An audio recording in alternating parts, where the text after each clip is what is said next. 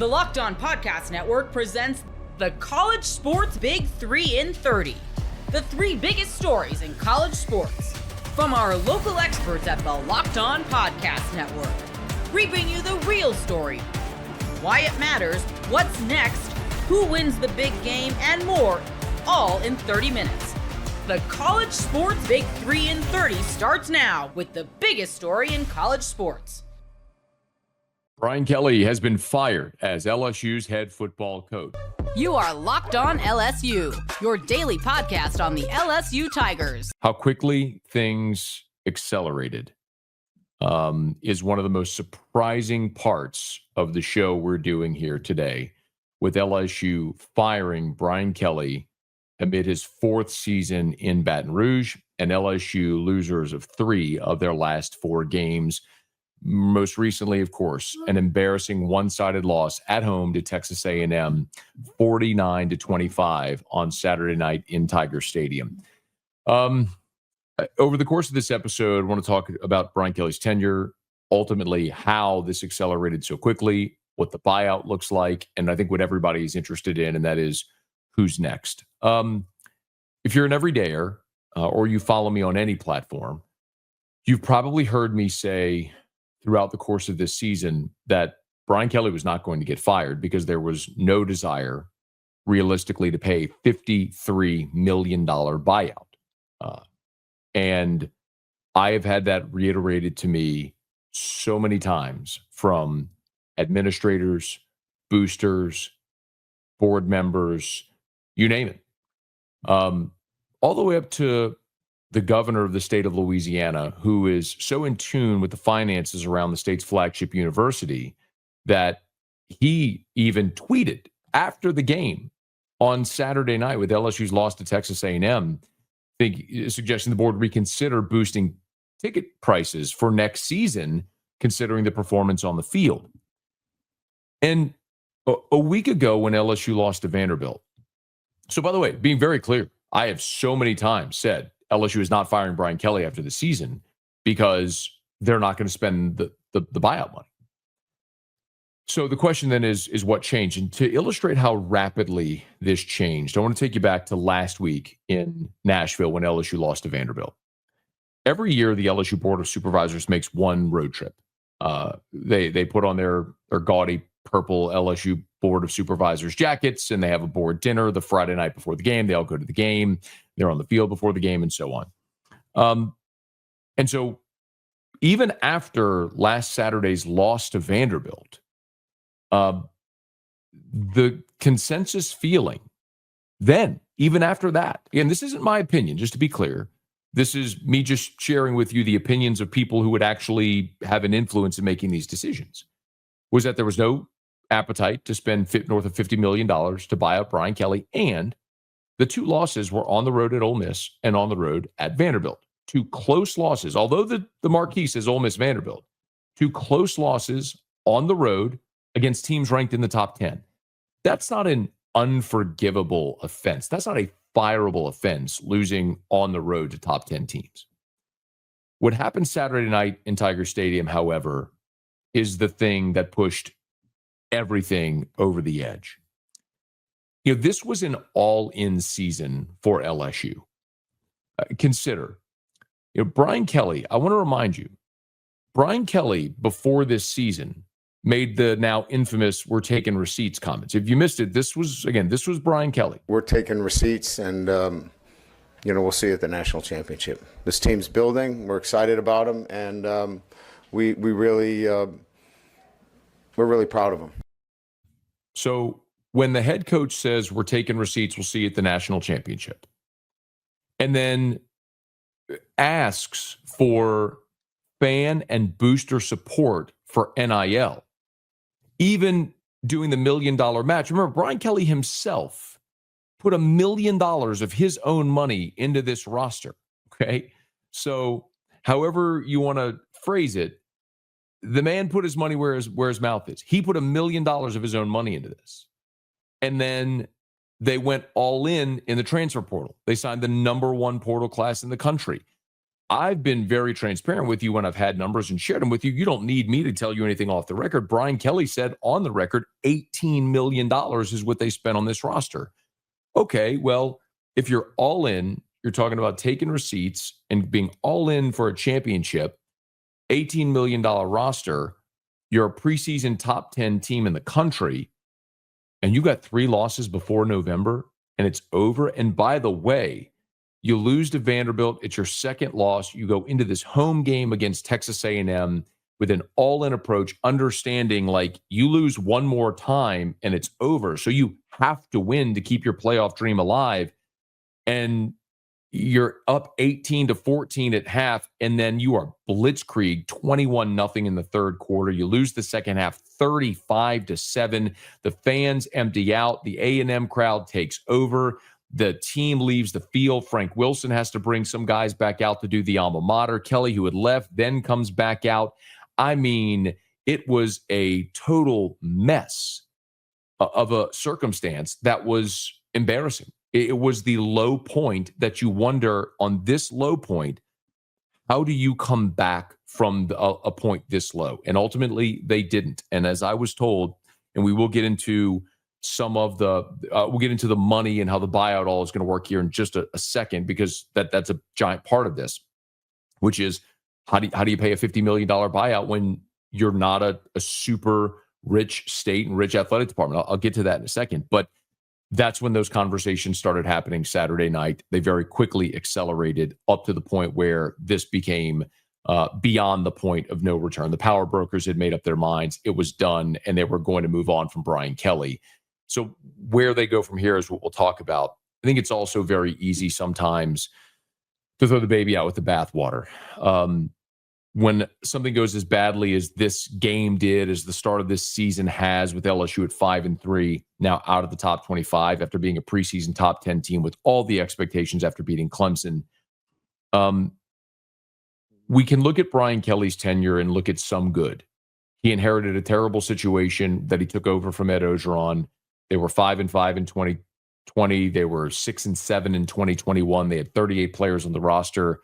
Kelly established a baseline where they went 10 wins back-to-back seasons. They won the West in year one. Obviously, Jaden Daniels' Heisman season in year two in 2023. But that's the one that I think we'll all look back on and say, but for the worst defense statistically in the history of the program, that might have been Kelly's championship team. That might have been his championship opportunity, but they missed. And this felt like an all-in type season where you had Garrett Nussmeier returning, and Kelly was all in the portal, where he had talked so much about building through the high school ranks, supplementing through the portal. This was a portal-built roster, and it just didn't work. It hasn't worked up until this point. And when you see a performance like Saturday night with everything on the line, and then you're benching your fifth-year senior quarterback, it's hard to come back from that this year. And then as you look forward to next year, where you're going to lose Garrett Nussmeier, and you're going to lose all the transfers who came in, and you're going to lose Aaron Anderson and Chris Hilton and Bauer Sharp and Jack Pyburn and Bernard Gooden and Jacobian Guillory and Jamari Butler and all the, AJ Halsey and Mansour Delane will be off to the league, and Harold Perkins. I mean, next year is a total rebuild. It's a total rebuild. And so the question you'd have to ask yourself is, number one, does Brian Kelly want to be part of that rebuild? And do you think he is the guy that can get you to and through that? And very likely what we're looking at here is a circumstance where you've got a coach who turned 64 on Saturday, who in a new era of college football has not adapted. He made a comment earlier this year about, working with a general manager, saying that's why he never went and never took any of those NFL jobs, because he liked the recruiting and the development of the players part of it. And the game has changed. And Brian Kelly, at this point in his career, feels very much like Nick Saban and other older coaches who have not adapted and adjusted well to this era of football. And so LSU now fires Brian Kelly, and they're on the search for a new coach. Most people can't name all their financial accounts or even what they're worth, whether it's a 401k or properties or investments. And when you don't have the full picture, you can end up leaving money on the table. That's why there is Monarch Money. It's an all-in-one personal finance tool that brings your entire financial life together in one clean, easy-to-use interface on your laptop or your phone. Monarch does the heavy lifting for you. You can link all your accounts in minutes, see clear data visuals, get smart categorization of your spending, and finally feel in control of your money without ever touching a spreadsheet. I linked all my accounts to Monarch and immediately spotted a few subscriptions I wasn't even using. Canceling those all can save you money every month. Don't let financial opportunities slip through the cracks. Use code LOCKEDONNFL at monarchmoney.com in your browser for half off your first year. That's 50% off your first year at monarchmoney.com with code LOCKEDONNFL. You are Locked On Vandy, your daily podcast on the Vanderbilt Commodores. Vandy comes away victorious, 17-10. 17-10 was the score. I went on with John Miller earlier this week. We thought it was going to be kind of in the 30s, both teams scoring respectively, and weren't sure where that was going to go. But this turned into a defensive battle. It was 3-3 for a lot of the game, and then they traded punches a couple of times, and then they half a yard away from going into overtime, just like last year. So here's the tale of the tape before we really get into it. Diego Pavia, 10 of 19. And this was, again, 17-10 was your final. And this was, Diego Pavia had an interception. MK Young, 4 carries, 86 yards and a touchdown. 80 of it came on one play, a very massive play. Total yards, it was 376 to 265. Passing, 205 to 129. Rushing, 170 to 136. Penalties, both with 8 penalties, similar yardage. Time of possession swung in favor of Missouri. If you look at the team stats, if you just blindly look at these stats, you would have guessed. You would have guessed that Missouri won this game because offensively they were moving the ball. They had, it seemed like they had more control of the game than Vanderbilt did. But Missouri never really did have full control. Vanderbilt could never gain full control, even all the way down to the last second. They didn't have control of that game.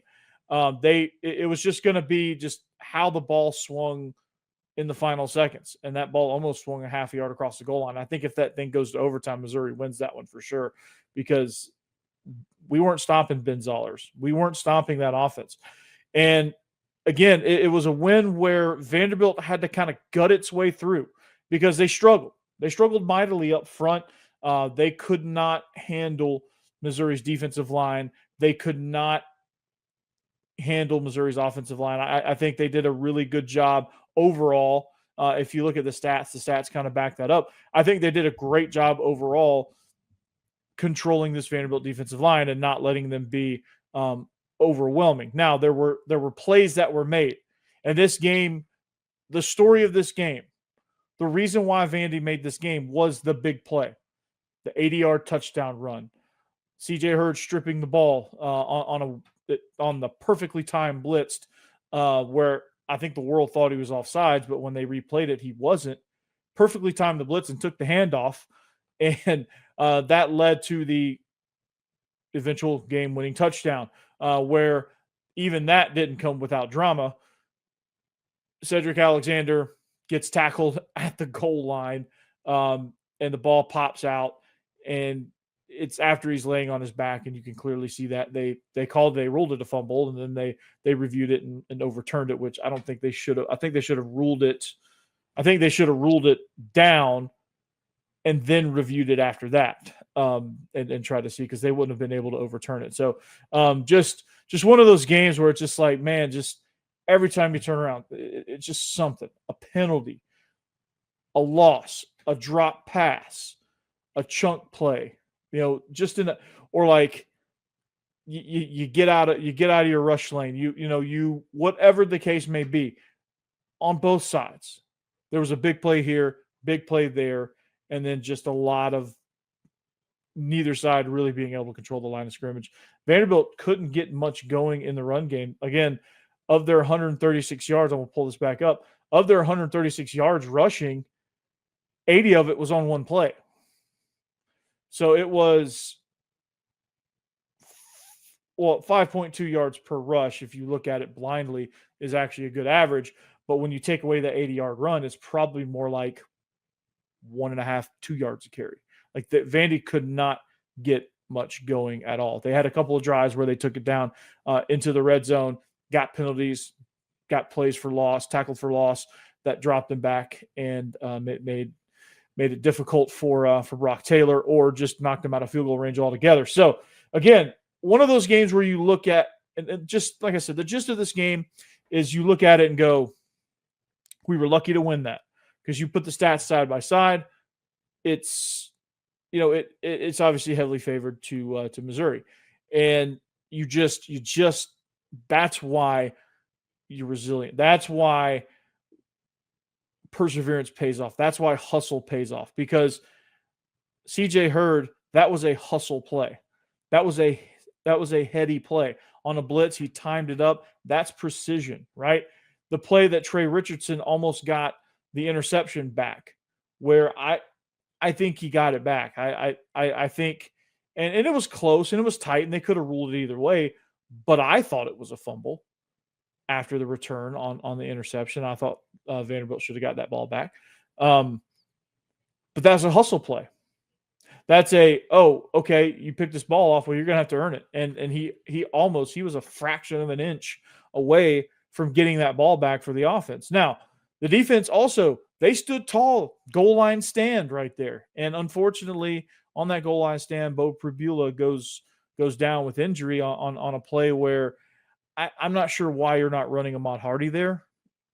And I'm not sure why you're not running either one of your backs right there. If you're going to go downhill, why are you? I mean, I guess if you made the argument you would have an extra blocker, I would get that.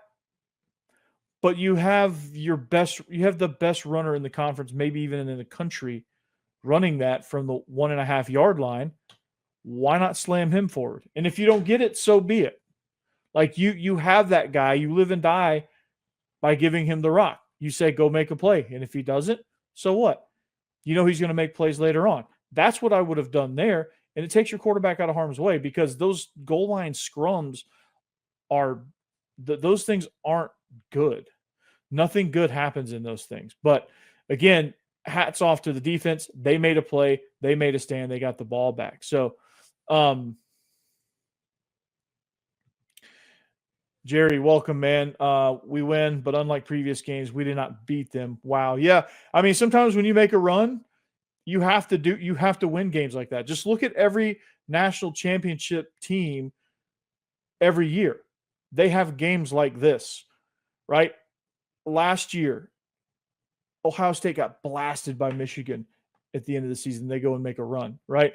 There was a year where Ohio State won, I think in 2002, where they had a game like this against Purdue, where they just eked out a win.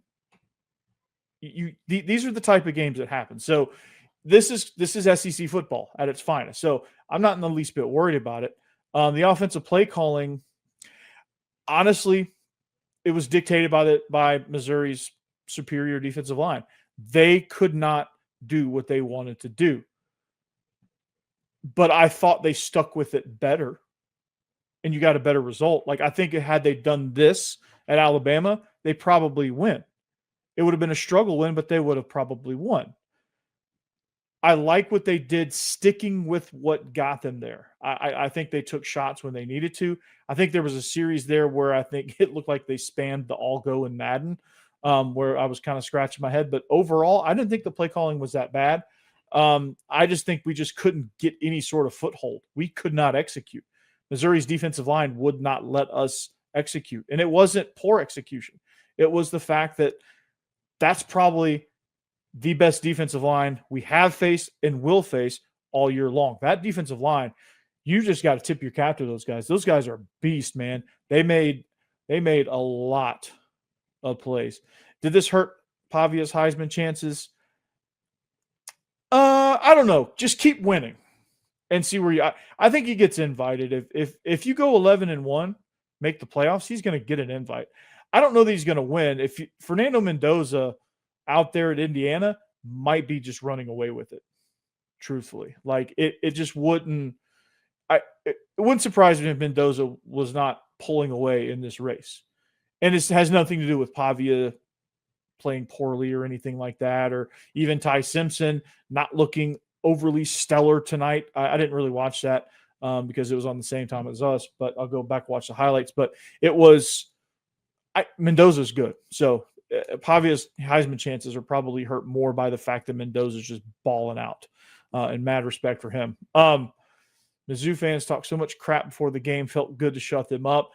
It's always good to get a win. Like I'll never not like a win, truthfully. And we're live here on Locked On Vandy, so your comments are welcome. I will never, ever not love a win, and that's no matter how you get it. It's always great to learn from a win versus a loss. There's always something to be taken from it. And again, they have an outstanding defense, and you're exactly right, and I agree with you. Man, it's just, man, it's crazy, right?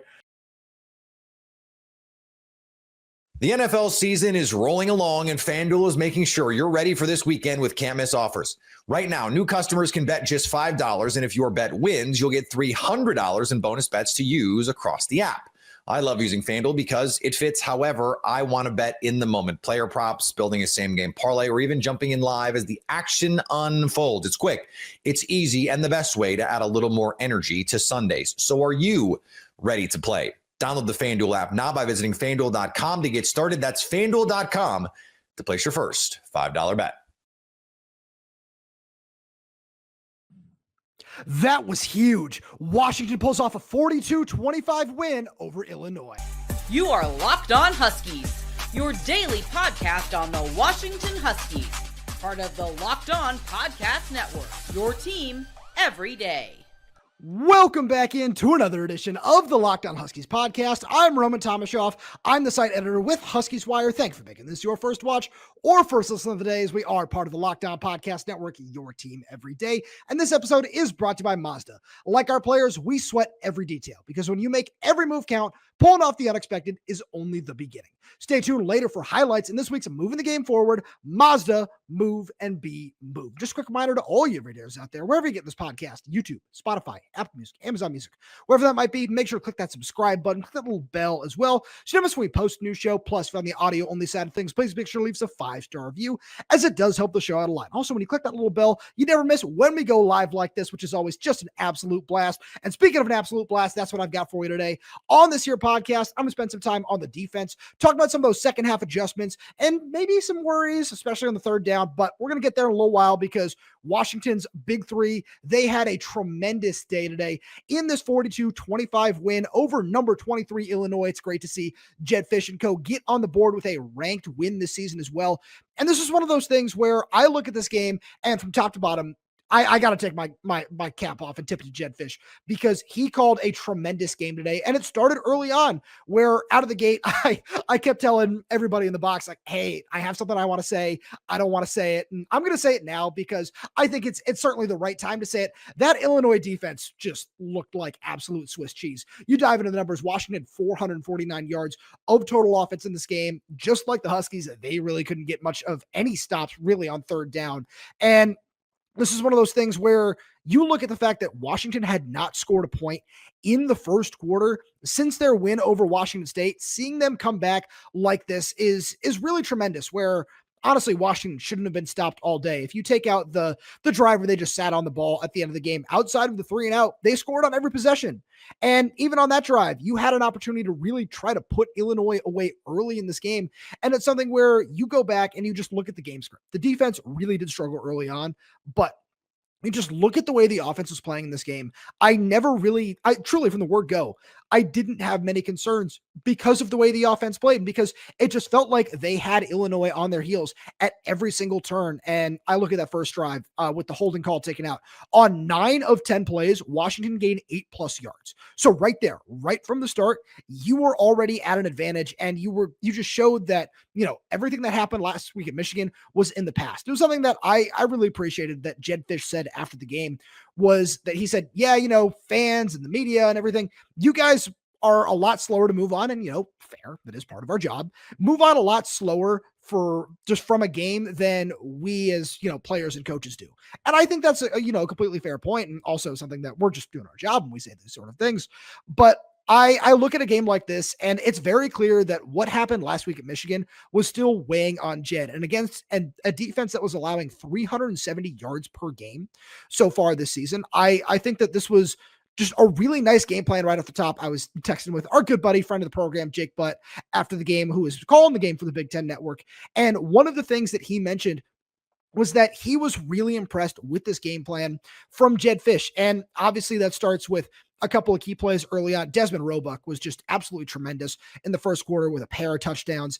And I love everything that he brings to the table anyway, as just a freshman wide receiver who, it's so fun where Lars asked him about, asked Jed about Desmond after the game. One of the things he said was he's wise beyond his years. And I think that's so clear, not just in his understanding of Washington's offense and spacing and leverage and different things like that, but just his awareness on the sideline was so impressive on that second touchdown catch, especially.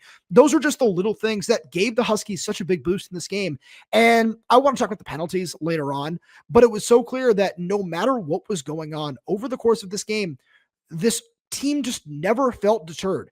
I know that at one point it was 8 for 89 yards. It's still, Washington had 8 penalties for 89 yards in this game, and you never felt deterred. That first quarter holding call on Decker DeGraff on the opening drive looked like it could have been a drive killer. And maybe on the road, that is a drive killer for this Husky team. But you bounce back from that really nicely. And 2 plays later, you're in the end zone with a 13-yard score to Desmond Roebuck. Plays like that to open up the game, and just having such a positive game script like that early on, which has just been so unlike this team for truly the last month plus, is just a huge credit to this coaching staff, because everything was in rhythm. Everything was on time. And Demond was finding open spaces. He was just running at the right time. Everything just looked so good from the word go that it does all come back to Jed and what that looked like. And, you got to, of course, give credit to Denzel Boston as well. A career day for him. 10 catches is career high. 153 yards is also a career high, and 2 total touchdowns. I want to talk about the double pass a little bit later on, but just having a guy like that, where our good buddy Alex Katzen over with Huskies Wire pointed this out to me after the game. Denzel Boston was the only true freshman wide receiver to have a reception in this game. Yes, tight ends, running backs, the only true freshman, non-true freshman wide receiver. And I think that's really crucial, because this is just how Washington's offense has been built this year. And as we see Desmond Roebuck come along, as we see Raiden Vinesbury, Decker DeGraff, all these guys still continue to learn and grow. Seeing Chris Lawson get in this game, Baron Naone played a couple of snaps today as well, the true freshman tight end. Seeing all those guys continue to learn and grow is great, but having just such a reliable veteran, obviously preseason All-American, all of that, is so great for just everybody on this offense. And it's so great for Demond Williams as he continues to grow as well. You look at his day, 26 of 33. That's a 79% completion percentage for 280 yards and 4 touchdowns.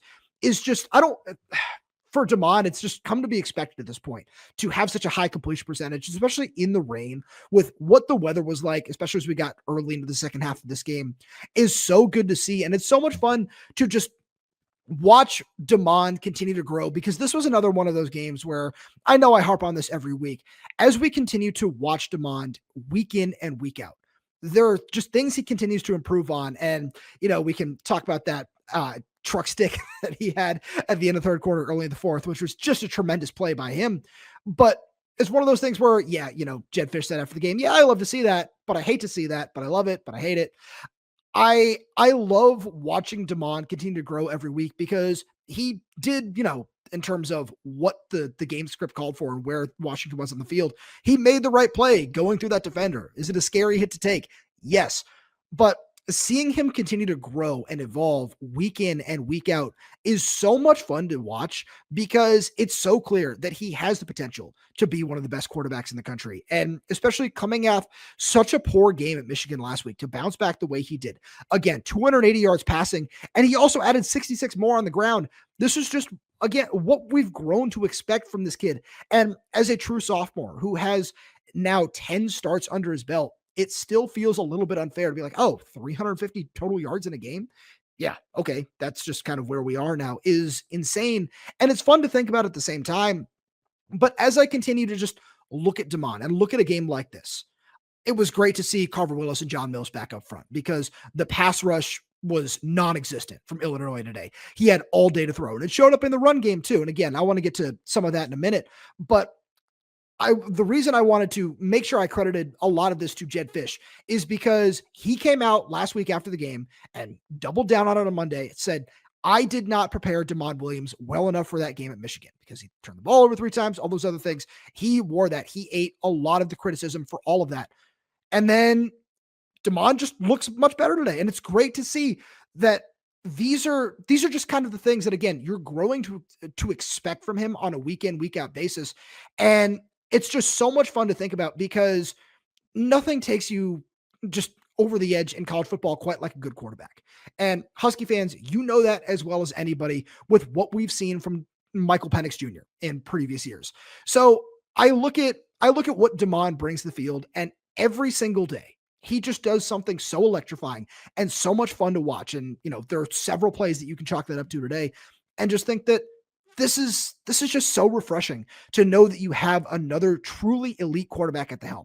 I don't think there's any reason to place him outside of the top 3 in the Big Ten at this point in time from just everything he shows on a week in, week out basis. And it's just such an exciting thought to think about everything that he brings to the table and everything that the Huskies can do with him at the helm, because now you're sitting here at 6-2 and you look at the bye week next week. That's great. Your next 3 opponents before Oregon are all extremely gettable games. At Wisconsin is gettable. I know, whatever's going on in Oregon right now is fun to see, and I'm trying to keep an eye on that as well. And then you have Purdue at home, and then you go to UCLA. Very gettable. And if you walk into that Oregon game at 9-2, a little bit of swagger, a little bit of confidence, especially behind this young quarterback, I think anything can happen. And it just shows what Jedd Fisch is building and that there's so much to be excited about.